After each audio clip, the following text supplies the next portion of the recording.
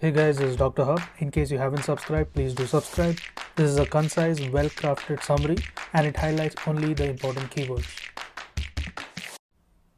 Demyelinating lesions. So here in demyelinating lesions, the first one will be the multiple sclerosis. So under the multiple sclerosis, this includes the McDonald's criteria. McDonald's criteria is nothing but there is dissemination. So dissemination is present in the space. Also there is dissemination. There is presence of dissemination. This is seen in the time.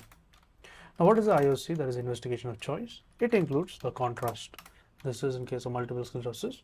The contrast enhanced the MRI. Contrast and MRI is seen. Next is there is acute lesions. So acute lesions, what they do is they enhance the white chronic. So while chronic do not.